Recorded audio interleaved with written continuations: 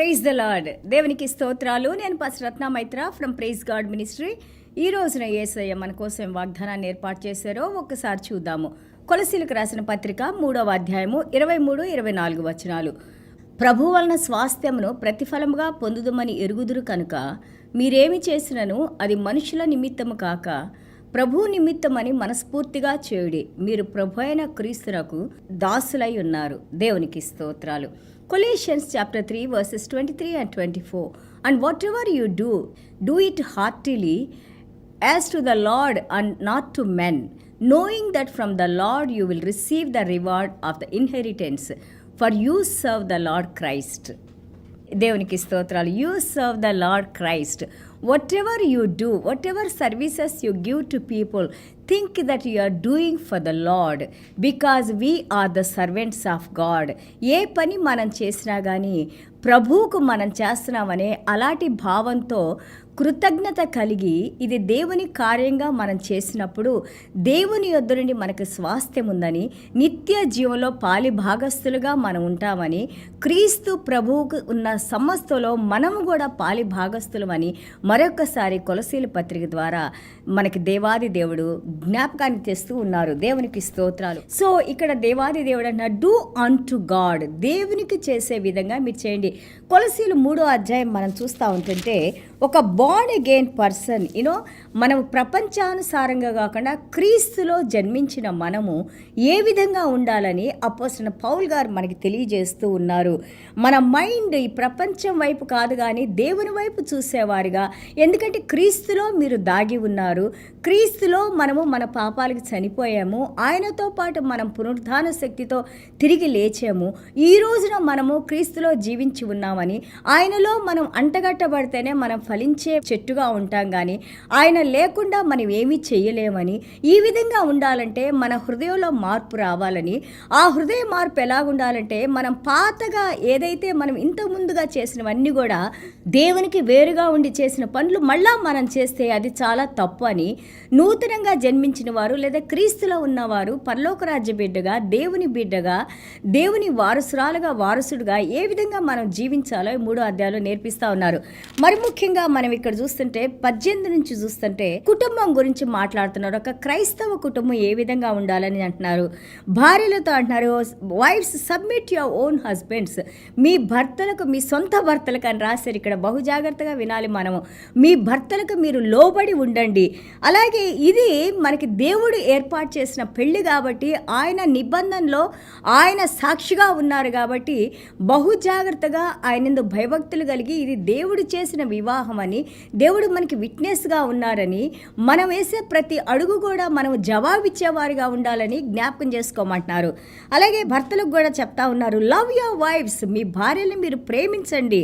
And do not be bitter towards them, వారి ఏళ్ళ మీరు కోపంతో కానీ చేదుగా కానీ మీ ప్రవర్తనలో అలాంటి మార్పులు రానివ్వకండి. ఎఫెసీయుల పత్రిక 5వ అధ్యాయం అంటారు, దేవుడు ఏ విధంగా యొక్క సంఘాన్ని ప్రేమించి తన ప్రాణాన్ని ఇచ్చారో అదే విధంగా భర్తలు కూడా భార్యల్ని అంతగా ప్రేమించాలని మనం ఎఫెసీయుల 5వ అధ్యాయంలో మనం చదువుకున్నాము. ఇక్కడ కొలసీలో చూస్తే దాని తర్వాత పిల్లలకి చెప్తున్నారు, మీ తల్లిదండ్రులకు మీరు లోబడండి. ఇన్ ఆల్ థింగ్స్, వారు చెప్పే ప్రతి విషయంలో కూడా మనం మంచిగా చెప్తారు కదా తల్లిదండ్రులు. సో కాబట్టి వారికి లోబడి ఉండండి. ఇది దేవునికి చాలా ఇష్టమైందంటే it is well pleasing to God అని ఉంటుంది ఇంగ్లీష్లో. ఇది దేవునికి ఎంతో ప్రియమైంది. ఎందుకంటే 10 ఆజ్ఞల్లో మనం చూస్తూ ఉంటుంటే మనము ఒక ఆజ్ఞగా చూస్తున్నాము, నీ తల్లిని నీ తండ్రిని సన్మానింపుము. ఎవరైతే తల్లిదండ్రులు సన్మానిస్తారో వారికి ఈ భూమి మీద దీర్ఘాయుష్ ఉంటుందని ఆ యొక్క ఆజ్ఞతో పాటు దేవుడు ఆశీర్వాదాన్ని కూడా ఇచ్చారు. దేవునికి స్తోత్రాలు. అలాగే మనం ఇక్కడ తండ్రులకి చెప్తా ఉన్నారు, do not provoke your children, మీ పిల్లలకి కోపం వచ్చేంతగా, మీ పిల్లలు రెచ్చగొట్టేంతగా మీరు కోప్పడవద్దు. ఎందుకంటే వాళ్ళు డిస్కరేజ్ అయిపోతారు. మా తల్లిదండ్రులు ఎప్పుడు ఇంతే చేస్తారు, మేమేం చెప్పినా కానీ వాళ్ళు మాకు ఆనర్ ఇవ్వరు, మమ్మల్ని ప్రేమించరు, ఇలాగని చెప్పేసి వాళ్ళ హృదయంలో మేబీ పాపం బాధ కలుగుద్ది. అలాగే మీరు ప్రవర్తించబాకండి అని అంటున్నారు. అలాగే బాండ్ సర్వెంట్, సేవకులారా, పనిచేసే వారి యొక్క మాస్టర్స్ని, మీ యొక్క యజమానులు మీరు విధేయత కలిగి ఉండండి వారి ఎడల. ఎందుకంటే కేవలము మనుషుల్ని సంతోషపరిచే ఆ యొక్క పరిచర్య కాదు కానీ, లేదా ఏదో నన్ను చూస్తున్నారని నేను చేసే పరిచర్య కాదు కానీ, మీ హృదయపూర్వకంగా దేవుడు మిమ్మల్ని ఏమంటారు, చేయవలసిన పనులు మీరు చక్కగా చేయండి అని అంటున్నారు, విధేయతతో చేయండి అన్నారు. అప్పుడు చూడండి, మనం 20వ వచనం చూస్తుంటే, but in sincerity of heart and God fearing, మీ హృదయపూర్వకంగా యథార్థమైన సేవ, అలాగే దేవునికి భయపడి మీరు యజమానులకి సేవ చేయండి అంటున్నారు. ఈ విధంగా ఒక క్రైస్తవ కుటుంబం ఉండాలని దేవుడు మనకి నేర్పిస్తున్నారు ఈ రోజున. అలాగే 23వ వచనం చూస్తుంటే, వాట్ ఎవర్ యూ డూ, నువ్వు ఏ పని చేసినా కానీ నీ హృదయపూర్వకంగా చేయని. మరొకసారి, దేవునికి నువ్వు ఏ పని చేసినా కానీ ఒక క్రైస్తవ కుటుంబంలో అది నువ్వు దేవునికి చేస్తున్నావు కానీ మనుషులకు కాదని దేవుడు మనకి జ్ఞాపకాన్ని తెస్తున్నారు. క్రీస్తే సర్వము, నేను ఏది చేసినా కానీ క్రీస్తు కళ్ళు నన్ను చూస్తుంది, అలాగే క్రీస్తు హృదయంలో నేనున్నాను, క్రీస్తు మనసులో నేనున్నాను. నా హృదయంలో దేవుడు ఆయన సమాధానకర్తగా ఆయన పరిపాలిస్తూ ఉన్నారు.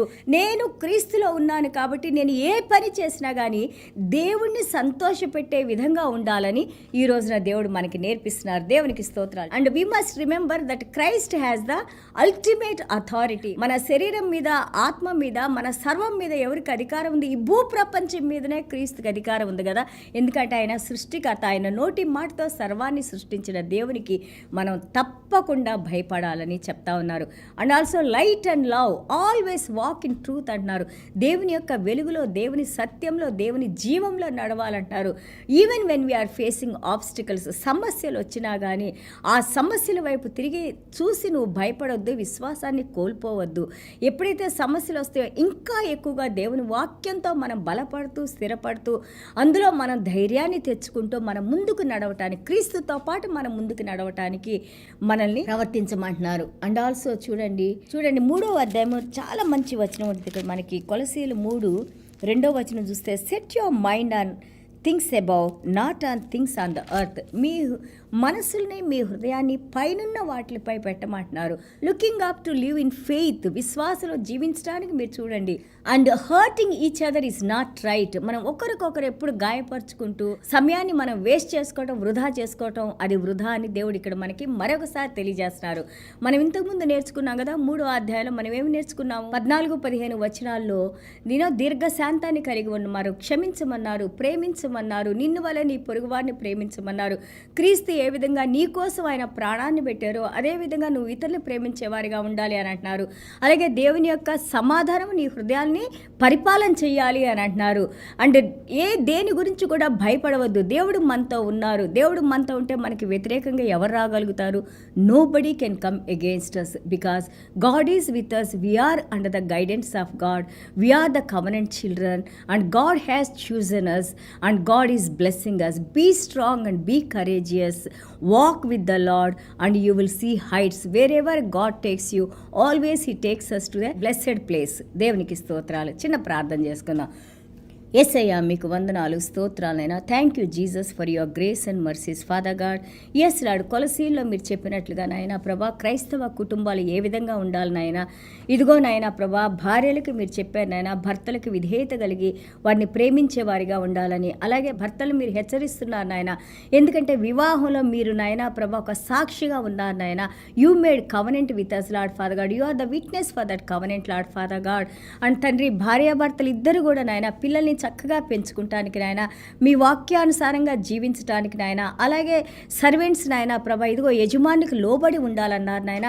ఇది కేవలం కళ్ళతో చేసేది కాదు, పైకి చూపించేది కాదు, హృదయపూర్వకంగా దేవునికి భయపడి మీరు విధేయత కలిగి ఉండండి అన్నారు నాయన. అవును నాయన, మీ మాటల్ని మేము పాటించినప్పుడు నాయన, మీ మాటల ప్రకారం మేము నడుచుకున్నప్పుడు నాయన ప్రభా, క్రీస్తులో ఏదైతే ఆశీర్వాదాలని నాయన, క్రీస్తు యొక్క మహిమను నాయన, క్రీస్తు యొక్క ప్రభావాల్ని నాయన, యేసయ్య యొక్క సర్వాన్ని నాయన ప్రభా మాలో తండ్రి ప్రభా మీరు దాన్ని మేనిఫెస్ట్ చేసిన దాన్ని మీరు చూపిస్తూ నాయన ప్రభా, ఎంతోమంది నాయన ప్రభా క్రీస్తును తెలుసుకుంటానికి నాయన ప్రభా మీరు మా ద్వారా తండ్రి ప్రభా మహిమపరుచుకుంటారు. మీకు వందనాలు, స్తోత్రాలైనా ప్రభా. వాక్యాలు వింటున్న ప్రతి ఒక్క బిడ్డ కూడా నాయన ప్రభా తమ నిర్ణయాలు మార్చుకోనైనా, తమ హృదయాలను మార్చుకోనైనా, మీ వైపు తిరిగి ఇదిగో కొలసీలు 3:2 చెప్పినట్టుగా నాయన, మా చూపులు ప్రపంచం వైపు కాకుండా నాయన పైనున్న వాటి మీద మేము చూడటానికి నాయన, ముఖ్యంగా విశ్వాస విశ్వాసులం మీతో నడవటానికి నాయన ప్రభా మీరు మాతో నడుస్తున్నప్పుడు నాయన ఇదిగో మైకా 2:13 మీరు చెప్పారు నాయన మా ముందున్న పర్వతాన్ని మీరు తొలగించిన ఆయన దాన్ని ఫ్లాటన్ చేసిన ఆయన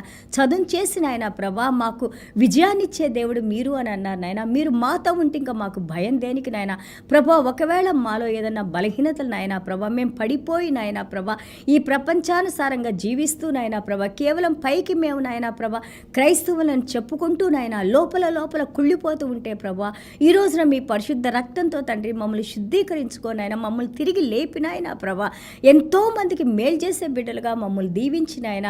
ఇదిగోనైనా మీలో ఉన్న వ్యక్తిత్వాన్ని మేము చూపించడానికి పరిశుద్ధాత్మదేవ మీరు మాకు సహాయం చేస్తున్నాయన. మమ్మల్ని మా కుటుంబాల్ని మాకున్న సమస్తాన్ని మీరు దీవించినాయన. మీరే మహిమ ఘనత ప్రభావాలు పొందుకోమని యేసయ్య దివ్యమైన నామములో తండ్రి ఆశీర్వదించి ప్రార్థన చేస్తున్నాం తండ్రి. Amen. God bless you all.